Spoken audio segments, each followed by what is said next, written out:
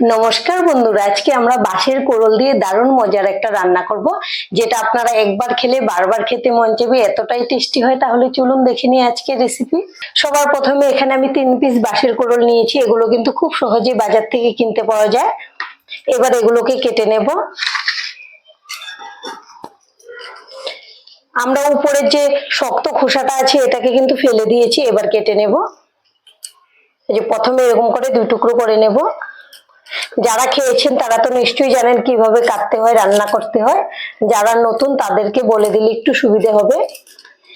এদিক থেকে কাটতে গেলে যতটুকু শক্ত লাগবে কেটে বাদ দিয়ে দেব। একদম নরম কচি ভেতরের অংশটা নিতে হবে। এখানে কিন্তু শক্ত লাগছে, সেজন্য আরেকটু কেটে নেব। বাঁশের কোড়ল যে খেতে এত টেস্টি হয়, যারা খেয়েছে তারা নিশ্চয়ই জানে।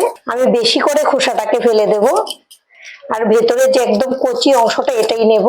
এই যে দেখুন, এরকম মোটা মোটা করে খোসাগুলোকে ফেলে দিচ্ছি। এবার দেখুন, খুব ভালো করে সব দিক থেকে আমি খোসাটাকে ছাড়িয়ে নিয়েছি। এখন মাঝখান থেকে ফালি করে নেব, আর একদম চিকন চিকন করে কেটে নেব। এই যে এরকম পাতলা করে পিসটা করলাম প্রথমে। এখন আবারও এভাবে লম্বা লম্বা করে কেটে নেব।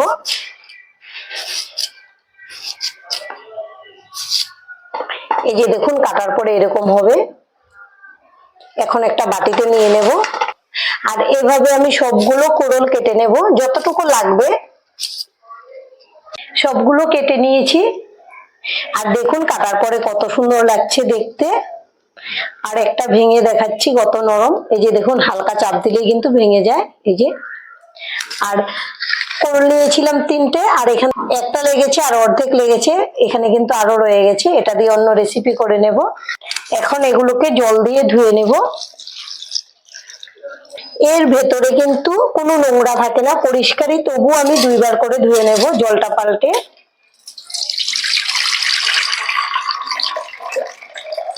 এবার জল থেকে তুলে কড়াইতে নিয়ে নেব। এখন কড়াইটা গ্যাসে বসিয়ে দিলাম, গ্যাসটাকে অন করে দেব। দিয়ে দেব জল। এগুলোকে জল দিয়ে ভালো করে সেদ্ধ করে নেব। দিয়ে দেব লবণ। লবণটা দিয়ে একটু নেড়ে দিচ্ছি। এবার ঢেকে দেবো, তাহলে খুব তাড়াতাড়ি সেদ্ধ হয়ে যাবে। যতক্ষণে সেদ্ধ হবে আমি বাকি কাজগুলো করে নেব। আর আজকে আমরা বাঁশের কোড়লটা রান্না করব চিংড়ি শুটকি দিয়ে। তার জন্য এখানে নিয়েছি চিংড়ি শুটকি। এবার একটা বাটিতে নিয়ে নেব। আর যত রকম ভাবেই আমরা রান্না করে খেয়েছি, সবচেয়ে কিন্তু আমার কাছে বেশি ভালো লাগে চিংড়ি শুটকি দিয়ে। যে আমি মাছগুলো নিয়ে নিলাম। এবার দিয়ে দেব জল। এটা কিন্তু ঠান্ডা জল দিয়েছি প্রথমে। আর এদিকে বাঁশের কোড়ল খুব ভালো করে সেদ্ধ হয়ে গেছে। এখন ঢাকনাটা খুলে নেব। এখানে তো গরম জল রয়েছে, এখান থেকে আমি জল নিয়ে দিয়ে দেব।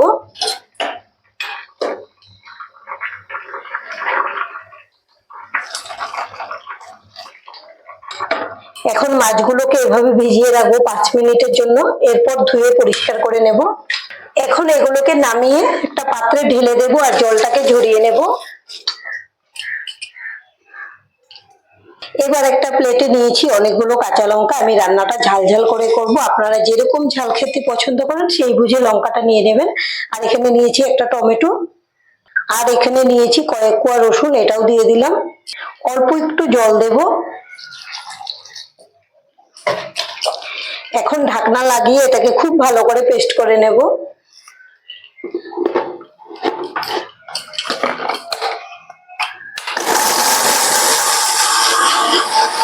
চিংড়ি শুটকি গুলোকে মোটামুটি 5-6 বার খুব ভালো করে ধুয়ে জলটাকে ঝরিয়ে নিয়েছি। এবার দিয়ে দেব লবণ, আর দেব হলুদের গুঁড়ো। এখন মেখে নেব হাত দিয়ে। আর এদিকে গ্যাসে আগের থেকে একটা কড়াই বসিয়ে গরম করে নিয়েছি। এবার দিয়ে দেব সর্ষের তেল। এই রান্নাটা কিন্তু সর্ষের তেলে করলেই বেশি ভালো লাগবে। তেলটাকে নেড়ে দেব। এবার মাছগুলো দিয়ে দেব।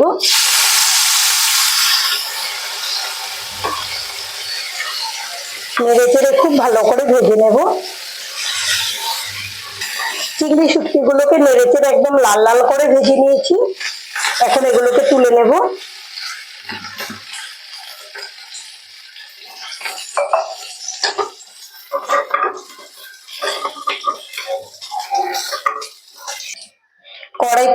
তেল রয়ে গেছে, আর একটু তেল দিয়ে দেব। তেলের পরিমাণটা আপনারা আপনাদের পছন্দ অনুযায়ী কম বেশি করে নিয়ে নেবেন। এবার দিয়ে দেব কুচানো পেঁয়াজ,